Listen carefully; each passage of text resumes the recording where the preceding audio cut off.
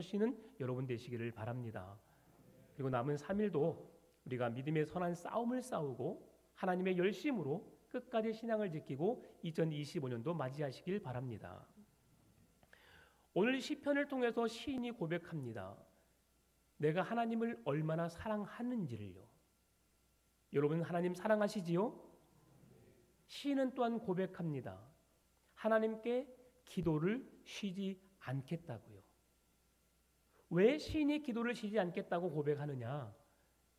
1절에서 11절까지 말씀을 통해서 하나님이 시인의 기도를 들으셨거든요. 시인의 기도를 들으시고 응답하신 하나님을 경험했거든요. 그러니 시인은 과거에 나의 기도를 들으신 하나님께서 현재에도 나의 기도를 들으시고 앞으로도 내가 간구한 모든 기도를 하나님은 들으신다라는 확신이 있었던 겁니다. 여러분, 기도의 응답이 있으셨나요? 어떤 기도의 응답이 있었나 스스로 생각해 보시기 바랍니다. 그리고 나는 그 하나님께 오늘도 기도를 멈추지 않고 간절한 부르짖음으로 주의 은혜를 간구하고 있는가, 날마다 그 은혜를 사모하는 자로 살고 있는가를 이 시간 다시금 생각해 보았으면 좋겠습니다. 지금 시인이 여호와께 감사의 기도를 드리고 있는데요. 하나님께 왜 그런 감사의 기도를 드릴 수 있었을까? 하나님은 나의 기도에 귀를 기울이신다. 하나님은 내가 부르짖는 기도를 들으시고 응답하신다. 라는 기도에 응답이 있었고 확신이 있기에 그런 기도를 멈추지 않습니다. 여러분, 언제 감사할 수 있지요? 우리가 언제 부르짖지요? 만약에 여러분이 살다가 첫 집을 장만했어요. 기분 좋지요? 하나님께 감사헌금도 하고 새 집 잠이 안 옵니다. 계약을 쓸 때부터 시작해서 그 집에 들어가 처음 잠을 잘 때 설레죠. 야, 이게 나의 집이구나. 그러면서 주신 하나님께 우리가 계속해서 감사하기란 쉽지 않습니다.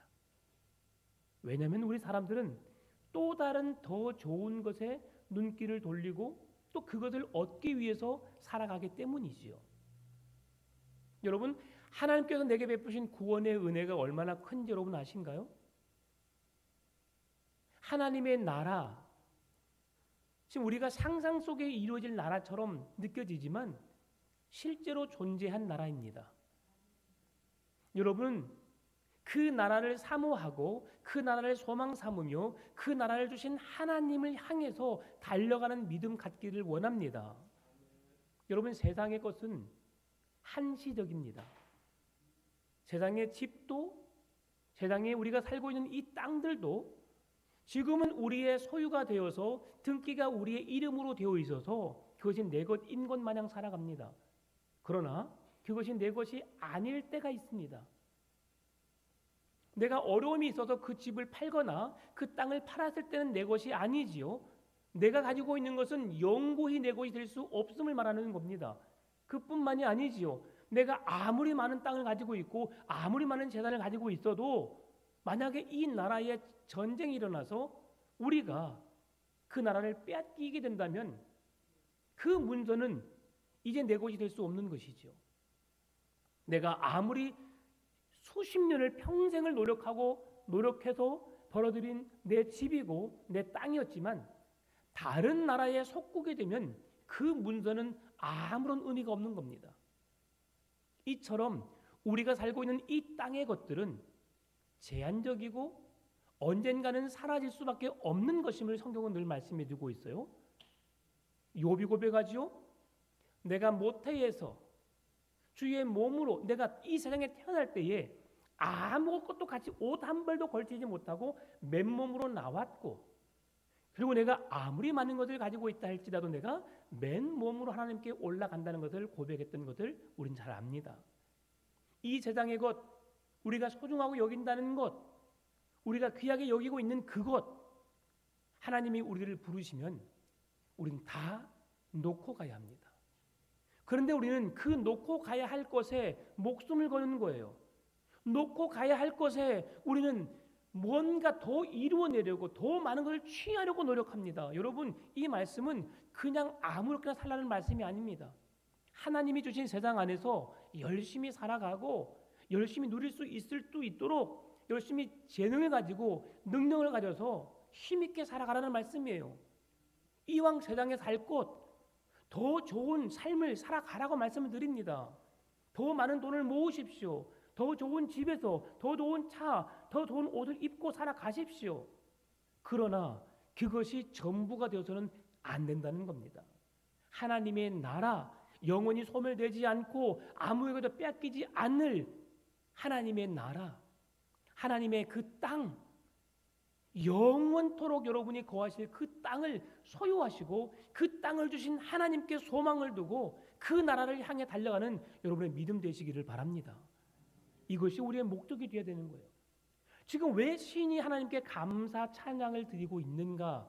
지금 시인은 죽음의 어려움 속에 있습니다.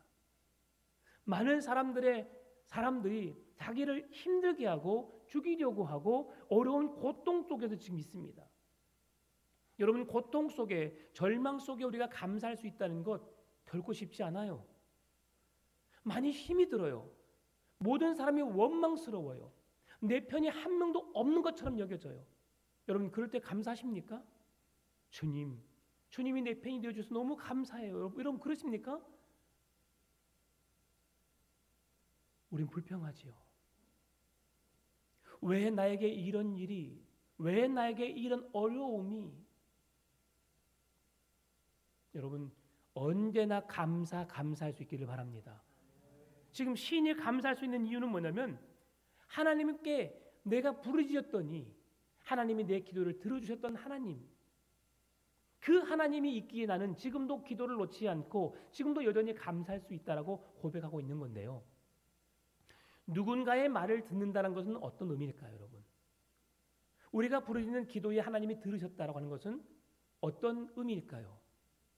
내가 부르짖는 기도에 하나님이 하나님은 나의 기도를 들으시는 분이야 라고만 멈춘다면 여러분, 하나님께 기도할 의미를 여러분 찾지 못할 겁니다. 누구든지 부르짖으면 들을 수 있어요. 누구든지 고백하면 들을 수 있어요. 여러분, 자녀가 부모에게 뭔가 요청할 때에 이렇게 하잖아요. 엄마, 아빠, 나 이거 사주세요. 나 이거 필요해요. 학원을 가고 싶어요라고 하면 여러분, 학원을 보내야 안 보내요? 부모 입장에서 자녀가 학원을 가고 싶대요. 보내 안 보내요? 보내요. 필요하니까요. 그런데 만약에 자녀가 나 마약 하고 싶어요.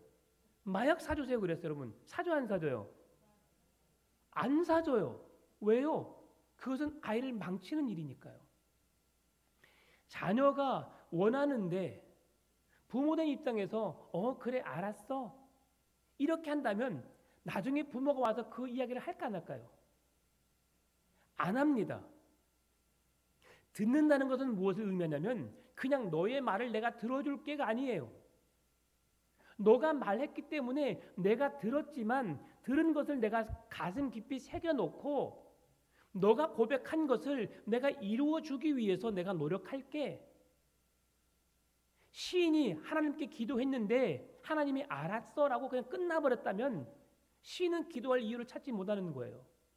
그런데 내가 힘들고 어려운 중에 사망의 음침한 골짜기에 거했지만 그곳에 찾아오셔서 나와 함께 하시고 나를 건지시고 나를 지키시고 나를 붙드시는 하나님이 나와 함께 하심을 그가 경험했을 때에 하나님이 기도를 들은 것만 끝난 것이 아니라 그에게 돕는 사람을 붙여주셔서 그를 지키시고 붙드시는 함께 하심의 은혜가 있음을 느낄 때에 하나님이 나의 기도를 들으셨구나.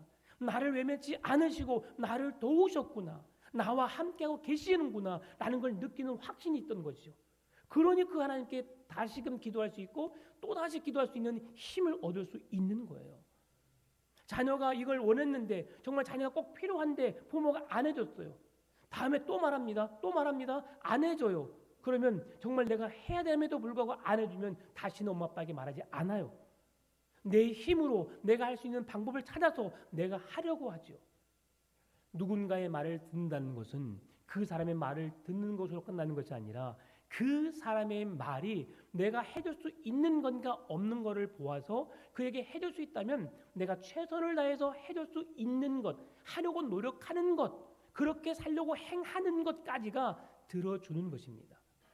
여러분, 오늘 이 시인은 그 하나님께 기도했다고 했을 때 나의 형편과 처지를 아시는, 나의 모든 상황을 아시는 하나님께 그래서 기도할 수 있는 이유를 찾고 있는 거예요. 우리에게 기도에는 항상 예스만 있는 것이 아닙니다. 노도 있어요. 늘 말씀드리지만 하나님은 우리의 필요에 따라서 지금 당장 너무 급해요. 지금 기도를 들어주지 않으면 안 되는 상황에서는 기도를 응답해 주세요. 그게 즉시 응답이죠. 그러나 때로는 우리에게 지금 필요하지 않아요. 예를 들면 자녀가 지금 겨울인데 제가 오리 파카가 하나 필요해요 그랬어요. 그럼 지금 입고 있는 게 있잖아요. 그렇죠? 이 옷이 있는데 또 다른 옷을 구한다면 지금 당장 안 사줘도 돼요. 그래, 조금 있다가 한번 보자.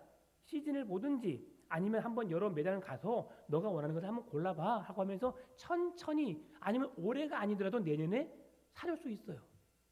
그러나 그 기도는, 그 부탁은 이루어지게 되어 있죠. 그런데 아까 말씀드린 것처럼 마약을 사달라거나 아니면 어린 아이가 칼을 사달라고 하면 그 위험한 것들, 그에게 해가 되는 것은 절대 사주지 않아요. 그런데 하나님이 거절하심에도 불구하고 이것은 성경에서 기도의 응답이라고 말합니다. 우리가 감사 찬양하잖아요. 거절하신 것도 감사, 모든 것에 감사란 찬송이 있잖아요. 이게 하나님께 주시는 은혜라고 하는 거죠. 우리는 기도에 응답해 주신 것만 감사한다고 생각해요.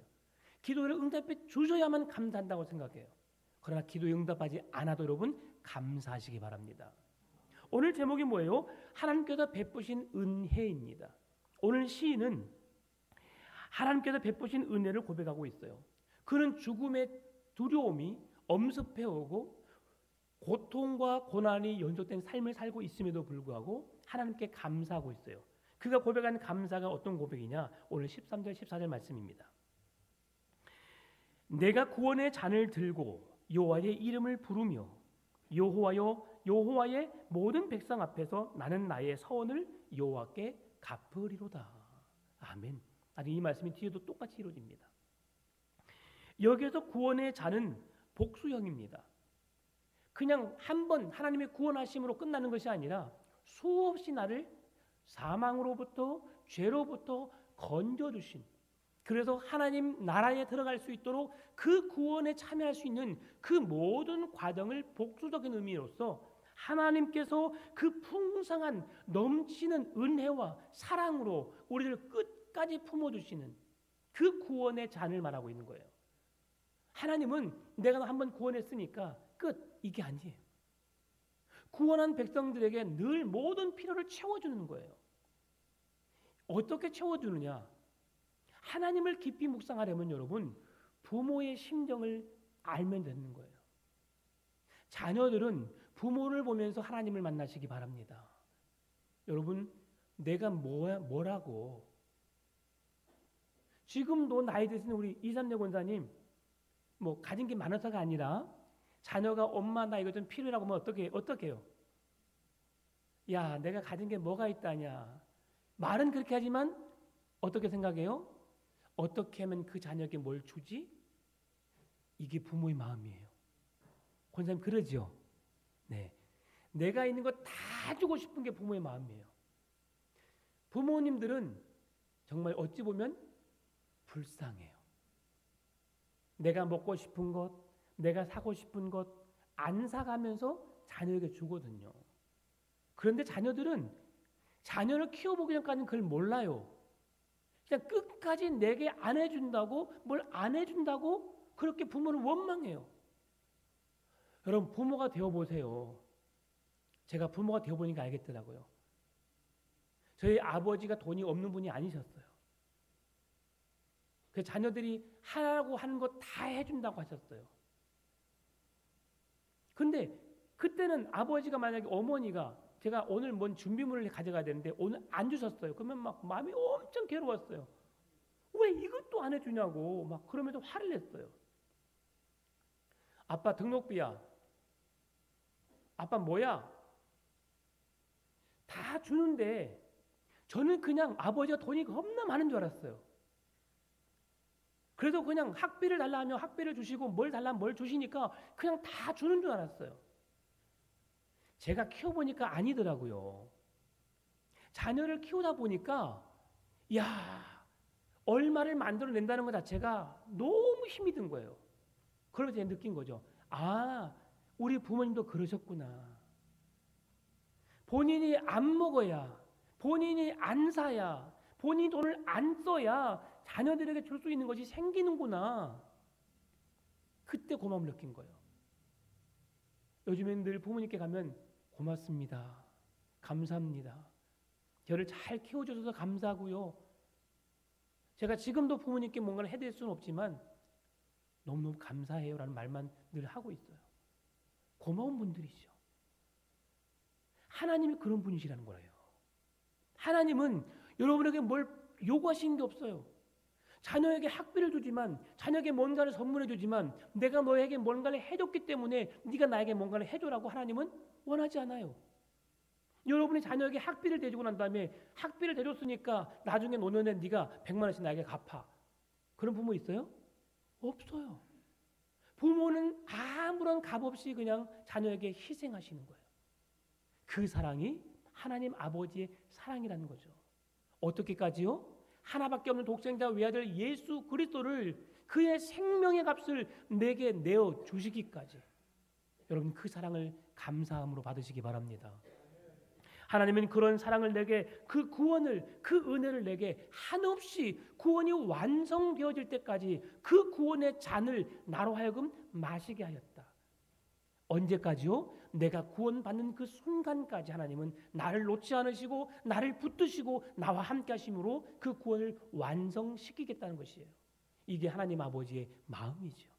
그러면서 시인이 고백합니다. 그의 경건한 자들의 죽음은 여호와께서 보시기에 귀중한 것이로다. 그렇게 하나님을 의리하고 하나님이 내게 구원을 베푸셨는데 그 믿음으로 서 있는 사람들의 죽음이 복되다라고 하는 거예요. 여러분 왜 그런지 아세요? 우리의 죽음이 왜 복되다고 할까? 하나님은 우리의 죽음을 원하시는 걸까? 아니에요. 하나님은 하나님 만드신 세상에서 우리에게 영원토록 살기를 원하시는 분이셨어요. 아담과 하와가 죄를 짓지 않았더라면 우리는 에덴 동산에서 영원토록 죽지 않고 그곳에서 하나님의 은혜 속에 함께 살았어요. 그런데 죄가 이 땅에 들어오게 되니까 죽음이라고 하는 것이 그때 들어오게 되었잖아요. 그래서 하나님은 우리 모든 사람이 죽기를 원하시는 것이 아니라 하나님의 은혜 속에서 행복하게 오래도록 살기를 원하시는 분이세요. 그럼에도 사람은 죽음을 맞이할 수밖에 없는 존재임을 말씀하셨고 한 번 죽는 것은 사람에게 정하셨고 그 이후에 반드시 심판이 있는데 예수 그리스도를 믿는 자들에게는 그 죽음 이후의 삶이 영원한 고통이요 영원한 슬픔인 지옥 형벌이 아니라 하나님의 나라에서의 은혜와 평강과 축복 속에서 영원한 기쁨과 감사 속에서 하나님과 동행할 수 있는 그 놀라운 자리에 초청이기 때문에 새로운 영원이라는 시대 속에 살 수 있는 그 나라의 첫 발걸음을 내딛는 시작이기 때문에 하나님은 그들의 죽음을 하나님이 귀하게 귀중하게 여기신다고 보는 거예요. 여러분 죽음을 두려워하지 않기를 바랍니다. 죽음 이후에는 영원한 하나님의 나라, 하나님의 보좌 우편에 우리가 함께 거하는 은혜가 있는 줄 믿으시기 바랍니다. 그렇다면 오늘 우리 하나님께서 우리에게 그 깊이와 넓이와 사랑을 말씀해 주시는데요. 그 은혜를 받은 자신이 고백합니다. 내가 어떠한 존재인가? 16절에서 말씀해 줍니다. 여호와여, 나는 진실로 주의 종이요. 주의 여종의 아들 곧 주의 종이라. 주께서 나의 결박을 푸셨나이다. 아멘. 같이 한번 고백해 볼까요? 시작. 여호와여, 나는 진실로 주의 종이요. 주의 여종의 아들 곧 주의 종이라. 주께서 나의 결박을 푸셨나이다. 아멘. 주께서 나의 결박을 푸셨다. 죄와 사망의 권세로부터 나를 구원했다. 그 고백이에요. 여러분, 종은 어떤 자인가요? 종은 내가 하고 싶은 대로 할 수 없는 자예요. 나의 계획이 무의미한 자가 종의 직분입니다. 종은 그의 움직임은, 그의 모든 행동의 값은 누구에게 있어요? 주인에게 있어요. 주인이 시키는 대로, 말하는 대로, 명령한 대로 그 뜻을 따라야 되는 것이 종이에요. 지금 이 시인은 자기 자신이 누구의 종이라고 말하고 있어요? 주의 종이라고 했어요. 그러면 주님 내게 말씀하십시오. 내가 주의 말씀을 따르겠습니다. 여러분은 다 누구예요? 주의 종들이에요. 누구의 말을 들어야 돼요? 하나님의 말씀을 들어야 됩니다. 하나님의 말씀에 순종해야 합니다. 그런데 말씀을 들 때는 아멘이요. 예배를 끝나면 나를 주장해요. 내 생각, 내 뜻, 내가 하고 싶은 것을 나타내려고 합니다. 오늘 시인은 그걸 철저하게 고백하고 있어요. 나를 다스리시고 나의 생각과 나의 행동을 움직이시는 것은 여호와 하나님의 말씀입니다. 내가 그 주님을 누구를 통해서 만나게 되었는가? 내 어머니를 통해서, 내가 어머니가 섬기는 하나님을 통해서 어머니가 하나님을 잘 섬기는 믿음을 내가 보았으므로, 어머니가 하나님의 말씀에 순종하고 그 뜻대로 살아가는 모습을 내가 보았으므로 나도 어머니가 섬기는 하나님을 내가 섬기겠습니다. 그 말씀에 순종하겠습니다. 그 말씀을 따르겠습니다. 라고 지금 고백하고 있는 거예요. 여러분, 하나님의 말씀을 사모하시기 바랍니다. 자녀된 여러분, 부모의 말씀에 순종하시기 바랍니다. 내가 이해가 안 돼도, 내가 생각했을 때 그것이 아니라고 생각되어질 때에도 부모님 말씀에 순종하시기 바라요. 그렇게 하는 거 아니야. 여러분, 가르치려고 하지 마세요. 부모님도 아세요. 또 순간 잘못된 선택할 수 있어요. 그러면 다시 돌이키면 또 부모가 좋은 생각으로 여러분을 선하게 인도하십니다. 왜요? 부모는 결코 자식에게 나쁜 것 주기 원하는 부모가 한 명도 없으니까요. 그거 하지 마, 안 돼. 부모가 왜 그렇게 말할까요? 부모가 짧은 인생이지만 자녀보다 더 많은 삶을 살다 보니까 그것은 안 했으면 좋겠어. 그건 아니라고 판단하니까 그런 과거의 아픔을, 그런 실수를, 실패를 자녀들 인생 속에서도 하지 않기를 바라기 때문에 부모들이 권면해 주는 거예요. 나는 그게 좋을지라도. 그래도 부모의 말씀에 귀를 기울이시고 순종하시는 여러분 되시기를 바랍니다. 그게 자녀된 본분이에요. 그리고 부모님이 섬기는 하나님을 함께 믿으면서 그 하나님을 예배하는 거룩한 백성이 되어야 한다는 사실이에요. 오늘 그렇게 고백한 시인이 고백합니다. 오늘 10절, 18절, 19절 내가 주께 감사제를 드리고 여호와의 이름을 부르리이다. 내가 여호와께 서원한 것을 그의 모든 백성이 보는 앞에서 내가 지키리이다. 예루살렘아 내 한가운데서 곧 여호와의 성전뜰에서 지키리로다. 할렐루야. 지금 이 말씀을 통해서 신이 세 가지로 고백하고 있어요. 하나님께서 베푸신 은혜를 갚기 위해서 내가 어떤 행동을 해야 되는가? 첫 번째로 하나님께 은혜를 입었음을 고백하는 것이죠. 내가 하나님의 은혜를 입었습니다. 나 같은 죄인을 살리신, 나 같은 자를 구원하신, 나를 불쌍히 여기셔서 값없이 은혜로 나를 자녀 삼아주신 은혜에 감사합니다. 지금 신이 그걸 고백하고 있는 거예요. 여러분, 한 해를 살아보면서 작년보다 여러분의 통장의 잔고가 더 적게 남을 수 있어요. 그것에 목숨 걸지 맙시다. 하나님은 올해를 그래도 잘 견디게 하신 하나님, 또 2025년도 새로운 은혜를 주셔서 나의 가정과 자녀들, 가게를 책임지실 하나님께 감사하시기 바랍니다. 그러면 하나님은 감사하는 자에게 더 풍성한 은혜로 함께 하실 줄 믿습니다. 감사한다고 우리의 가정이 갑자기 32평에서 60평으로 점핑하거나 소나타에서 요즘에 잘 나가는 제네시스로 업그레이드 된다는 게 아닐 수 있어요. 오히려 소나타에서 마티즈를 탈 수도 있고요. 32평에서 20평으로 내려갈 수도 있어요. 그러나 여러분, 여러분의 생명을 주고당하시고 여러분과 늘 함께 하시는 하나님이 나와 함께 하심의 은혜에 감사하시기 바랍니다. 그 모든 형편과 처지는 뒷일이에요. 하나님을 붙잡으면, 내가 어느 곳에 있든지 그 은혜 안에 거하면 나는 행복한 사람이에요. 여러분, 누구와 함께 가는 길이 가장 행복해요? 사랑하는 남편과 함께, 사랑하는 아내와 함께. 여러분, 여행 갈 때 절대로 혼자 가지 마세요. 부부 있으신 분들 꼭 부부는 함께 가야 합니다. 그리고 여행 가시면 꼭 손잡고 가셔야 됩니다. 꼭 더 안아주시고 애정 표현을 더 하세요. 그게 부부예요. 저는 밖에만 나가면 행복해요. 예. 저는 좀 보수적이었어요. 어떻게 목사가 아내와 손을 잡아? 제 아내가 손을 잡는데 내가 내팽겼어요. 팽개쳤어요. 목사는 거룩해야지. 성경책만 들고 한 손은 그냥 젓는 데만 사용했어요.